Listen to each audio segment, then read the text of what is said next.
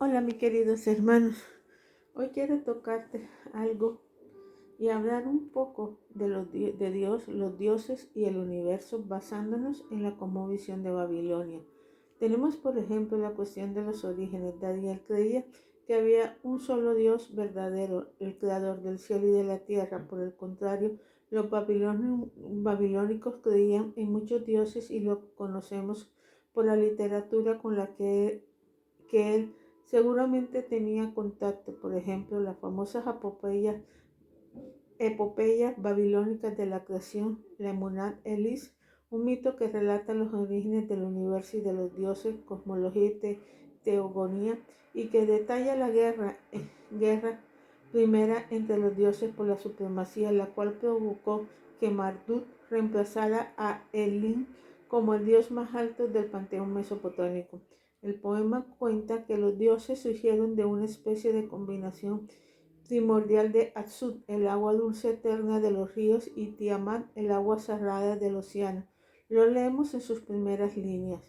Cuando arriba los cielos no habían sido nombrados, la tierra firme bajo no había sido llamada con nombre, nada sino el Atsut primordial, su progenitor, y Manut y Tianat, la que le dio a luz a todas sus aguas, como solo cuerpo confundían.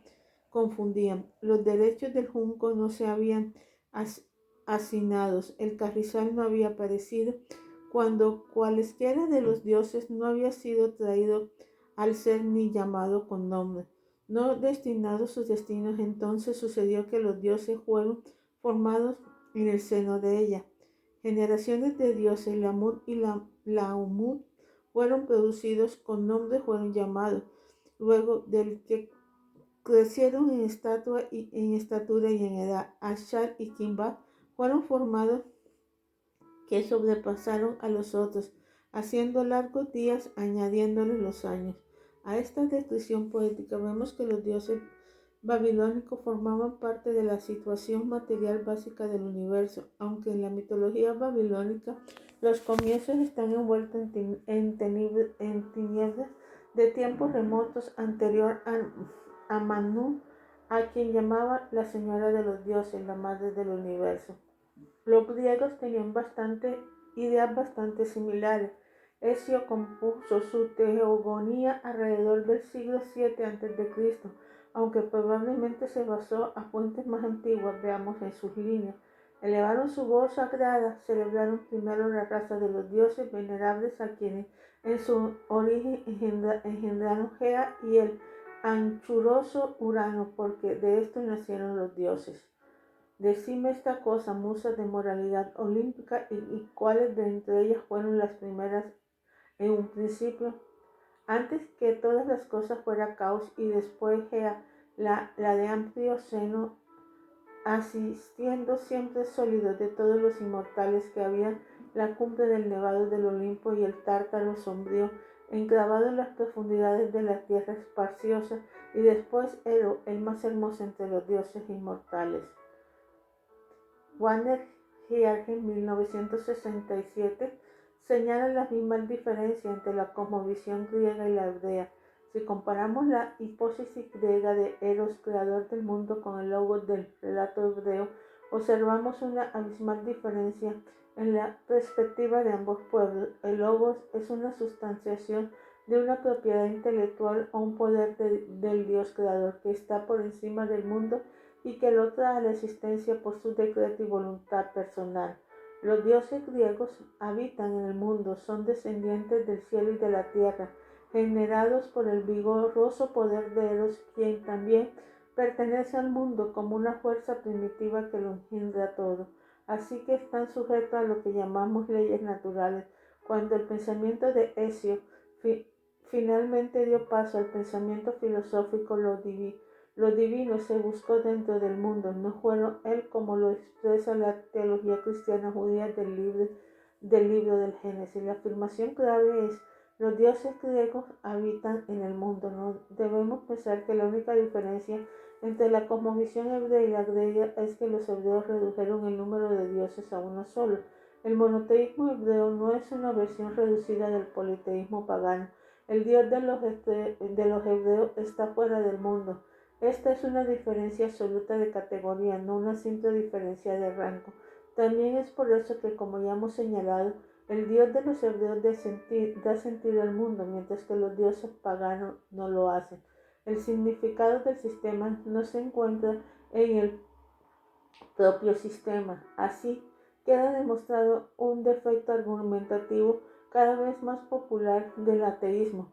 Cuando se dirigen a los creyentes del Dios bíblico señalan: ustedes respecto a Artemisa, Baal, Diana, Odín, Seo y miles de dioses son ateos al igual que nosotros. Solo nosotros tenemos uno más en el listado.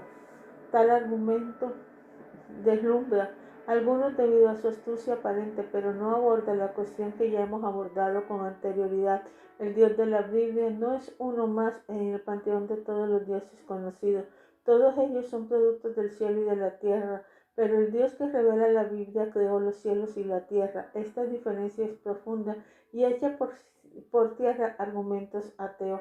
Podríamos resumir esta antigua filosofía de la siguiente manera: la materia es eterna y existe antes de los dioses.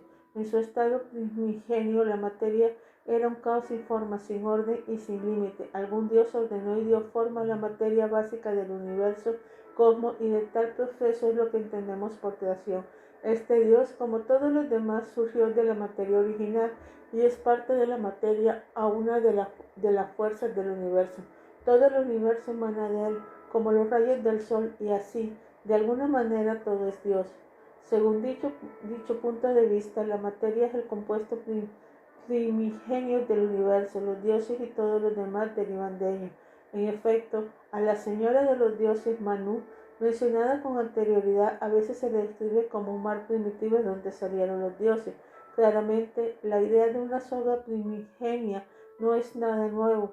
En este sentido, su filosofía era en esencial naturista, de hecho materialista. Muchos de sus dioses eran deificados de las fuerzas e instintos básicos que se encuentran en la naturaleza, así que su cosmovisión era del todo opuesta a la bíblica, que sostiene que la materia no es eterna ni autónoma, sino Dios, que es el espíritu. Dios no deriva de la nada, Él creó la materia, no la materia a Dios. De Él deriva la materia y todos los demás. Nuestro interés inmediato es examinar cuál semejante es el pensamiento de Babilonia en el mundo contemporáneo. La idea de que la masa, energía, es primitiva y que todo deriva de ella es la esencia del reduccionismo materialista que pretende dominar la sociedad occidental. Según tal punto de vista, la masa-energía está sujeta a las leyes naturales y debe tener la capacidad innata de producir todo lo que vemos en nuestro alrededor, incluyendo vida, cerebro, la mente humana y la idea de Dios, ya que tal hipótesis, Dios como tal, no existe. ¿No es irónico que aquellos que invaden a Dios lo atribuyen poderes creativos a procesos mentales fortuitos y sin dirección? Por supuesto, en el mundo cerrado del materialismo reduccionista no es posible una explicación alternativa. Como dice Richard Lewontin, genetista de Harvard, no podemos dejar que un pie divino cruce la puerta. No es que los métodos y las instituciones de la ciencia, dice él, nos obliguen a aceptar una explicación materialista del mundo fenomenológico, sino por el contrario, que nosotros estamos forzados por nuestra adherencia a priori a la causa materiales para crear un aparato de investigación y una serie de conceptos que producen explicaciones materialistas, sin importar qué tanto vaya en contra de la intuición, sin importar qué tan mística sea para que el que no ha sido iniciado. Más allá de eso, el materialismo es absoluto, pues no podemos dejar que un pie divino cruce la puerta. Debemos reconocer la honestidad de Lewontin, afirmar que su materialismo es a priori, es decir, cree en el materialismo antes de hacer ciencia, lejos de afirmar que su materialismo deriva de la ciencia. Está abiertamente preparado para explicar a la misma y permitir que lo primero influya en lo último. Esta convicción materialista está envuelta en muchos científicos que, aun cuando encontrarían evidencia de una inteligencia superior en el universo, optarían por decir que tal inteligencia no puede ser, por supuesto, sobrenatural, sino natural, producto de fuerzas naturales fortuitas y sin dirección, al igual que todos los demás. Por ejemplo, Paul Darby sostiene que la delicia sintonía del universo demuestra la actividad de algún tipo de inteligencia superior, basado en el hecho que las participantes constantes físicas del cosmos tienen que permanecer dentro de una tolerancia en extremos delicada para que la vida sea posible. El científico afirma: parece como si alguien sintonizara firmemente los números de la naturaleza para hacer el universo. La impresión del diseño es irresistible. Sin embargo, cuando se le pregunta sobre la naturaleza de esa inteligencia, Darby sostiene que en última instancia es parte de la materia del universo, es decir, aunque puede ser una inteligencia sobrehumana, no es sobrenatural. Su razonamiento no se difiere mucho de los antiguos babilónicos. Así que a primera vista el mundo babilónico nos parece lejano. Sin embargo, cuando reflexionamos vemos que Daniel estaba rodeado de una cosmovisión muy similar al naturalismo de hoy en día, y por su profunda lealtad a Dios está decidido a ponerle resistencia. No obstante, debemos tener en cuenta que en realidad él no protesta contra la educación de las universidades de Babilonia. Claramente se dedicó a sus estudios y podemos imaginar que disfrutó su curso universitario. Él y sus amigos pusieron tanta energía en el aprendizaje de las lenguas, la literatura, la filosofía, la ciencia, la economía, la historia y todas las demás asignaturas, que fueron alumnos destacados y terminaron con los más altos títulos académicos, muy por encima de los demás.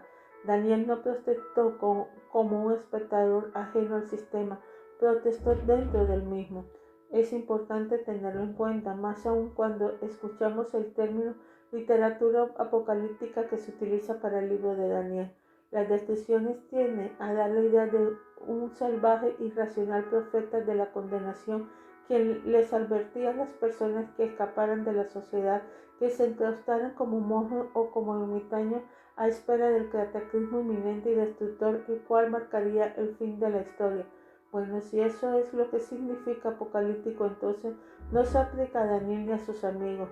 No negamos que este profeta anuncia muchos acontecimientos de su futuro en su libro, algunos de sobria trascendencia, pero lejos de llevarlo a huir de la sociedad y de la responsabilidad, la revelación que recibió sobre el futuro lo llevó a vivir una vida profesional plena en los niveles más altos de la administración imperial. Su comprensión de Dios no lo hizo desarrollar una mentalidad trazada, sino desarrollarse de forma completa y prominente en la sociedad babilónica. Es importante notar que la comprensión de Daniel no representa una posición de compromiso, era toda bíblica. Está bien familiarizado con los escritos de Jeremías, un profeta que no solo había predicho el exilio babilónico, sino que además había escrito una carta a los líderes judíos deportados. Estas son las palabras de la carta que el profeta Jeremías envió de Jerusalén a los ancianos que habían quedado de los que fueron transportados, y a los sacerdotes profetas, a todo el pueblo que Nabucodonosor llevó cautivo de Jerusalén a Babilonia, después que salió el rey Jeconías, la reina del palacio, los príncipes de Judá, de Jerusalén, los artífices y los ingenieros de Jerusalén, por manos de Elesa, hijo de Safán, y de Genarías, hijo de Hilcía, a quien envió Sedequías, rey de Judá, a Babilonia, a Nabucodonosor, rey de Babilonia. Decía: así ha dicho Jehová de los ejércitos, Dios de Israel, a todas las de la cautividad que hice transportar de Jerusalén a Babilonia. Edificad casas y habitadlas, plantad huertas y comed del fruto de ellos. Casaos y engendrad hijos e hijas, dad mujeres a vuestros hijos y dad maridos a vuestras hijas, para que tengan hijos e hijas, y multiplicaos ahí y no os disminuyáis, y procurad la paz de la ciudad a la cual os hice transportar, y rogad por ella a Jehová, porque en su paz tendrán vosotros paz, porque así ha dicho Jehová de los ejércitos, Dios de Israel. No os engañéis, vuestros profetas que están entre vosotros, ni vuestros adivinos, ni atendáis a los sueños que soñáis, porque falsamente os profetizarán ellos en mi nombre. No los envié, ha dicho Jehová. Porque así dijo Jehová, cuando en Babilonia se cumplan los 70 años que yo os visitaré y despertaré sobre vosotros mi buena palabra, para hacerlo volver a este lugar, porque yo sé los pensamientos que tengo acerca de vosotros, dice Jehová, pensamientos de paz y no de mal, para daros al fin que esperáis. Entonces me invocaréis y vendréis y oraréis a mí, y yo os oiré y me buscaréis y me hallaréis, porque me buscaréis de todo vuestro corazón. Y será hallado por vosotros, dice Jehová, y haréis volver vuestra cautividad y os reuniré de todas las naciones y de todos los lugares a donde os arrojé, dice Jehová, y os haré volver al lugar de donde os hice llevar. Jeremías 29, 1-14. Hemos visto una extensa porción de la carta para dejar claro que Daniel sabía su contenido, ya que cita lo predicho sobre la duración del exilio en Daniel 9. No sabemos cuándo fue consciente de todos los detalles de este mensaje, pero es indiscutible que obró poderosamente en su espíritu. El mensaje de Jeremías permanece vigente en nuestro tiempo cuando nos enfrentamos a la actual invasión de Babilonia. En efecto, tales palabras resultan un inmenso apoyo para esos jóvenes de cuna cristiana que están a cursar los altos estudios. Como embajadores de nuestro Rey Celestial, nos animan a proseguir el bienestar de la ciudad, primero en la universidad y luego en el mundo exterior. Precisamente, detenemos por un momento porque algunos dirán que el Salmo 137 nos habla de una reacción bastante diferente ante Babilonia. Justo Salmo 137, 1-6, junto a los ríos de Babilonia, allí nos sentamos y aún llorábamos acordándonos de Sión. Sobre los sauces en medio de ella colgamos nuestras arpas, y los que nos habían llevado cautivos nos pedían que cantáramos, y los que nos habían desolados nos pedían alegría, diciendo: cantaos algunos de los cantos de Sión. ¿Cómo cantaremos cantos de Jehová en tierra de extraños? Si me olvidaré de ti, oh Jerusalén, pierna mi diestra su destreza. Mi lengua se pegue en mi paladar, si de ti no me acordare, ni me enalteciera a Jerusalén. Si en relación diferente, pero es incomprensible, con el mensaje por medio de Jeremías. Quizás hubo momentos en que Daniel y sus amigos lloraron y les resultó difícil cantar con entusiasmo. Había sido muy extraño que esto no sucediera. En definitiva, la nostalgia es tan real como lo es hoy.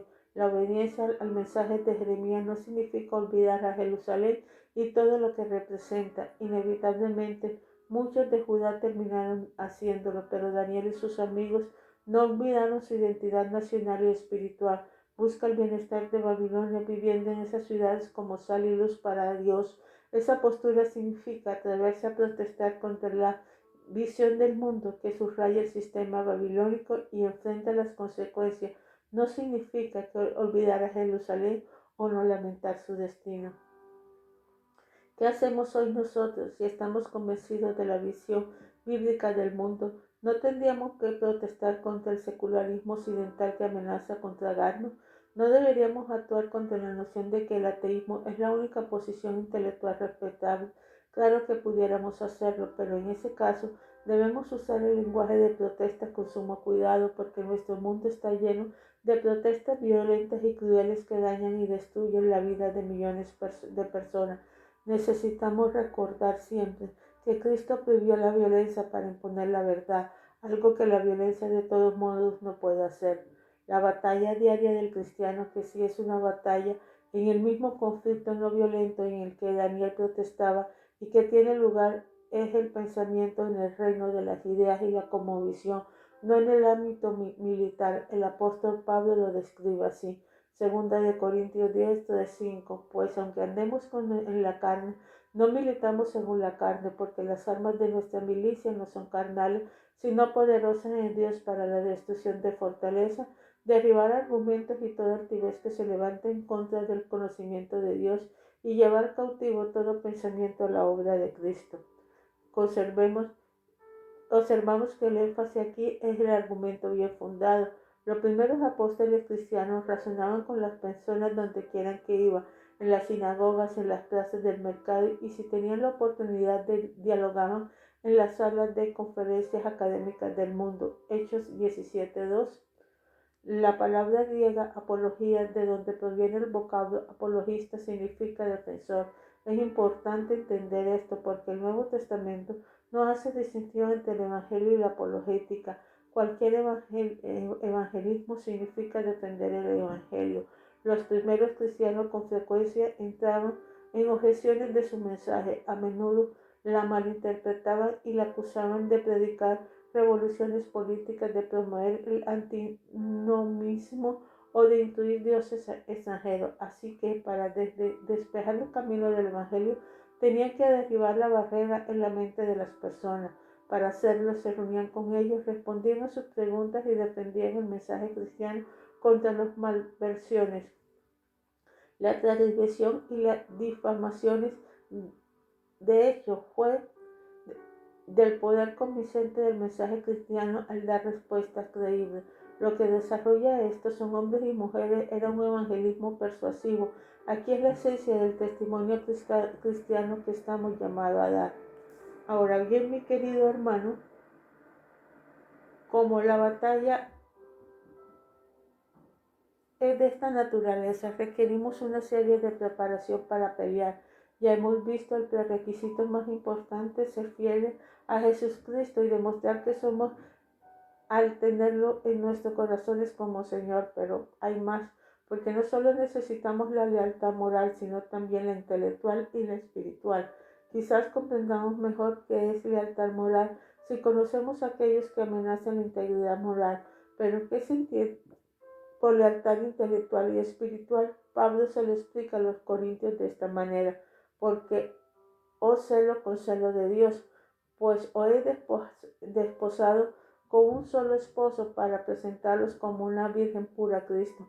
Pero temo que como la serpiente con su astucia engañó a Eva, vuestros sentidos sean de alguna manera extraviados de la sincera fidelidad a Cristo, porque se vienen algunos predicadores a otro Jesús que el que os hemos predicado, o si viniera otro espíritu que el que hemos recibido, u otro evangelio que el que hemos aceptado, bien lo toleraréis. Segunda de Corintios 11, 2, 4.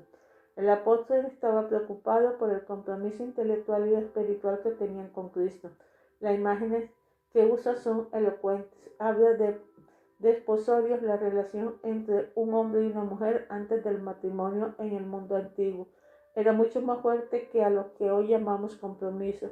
El desposorio era parecido al matrimonio, ya que solo podía disolverse a través del divorcio. Antes de que una mujer se desposara, podía considerar a todos los pretendientes, pero cuando ya lo estaba, cuando había dado su palabra de fidelidad, se consideraba inmortal que sus ojos o su corazón miraran a otro. Significa una deslealtad a su esposo.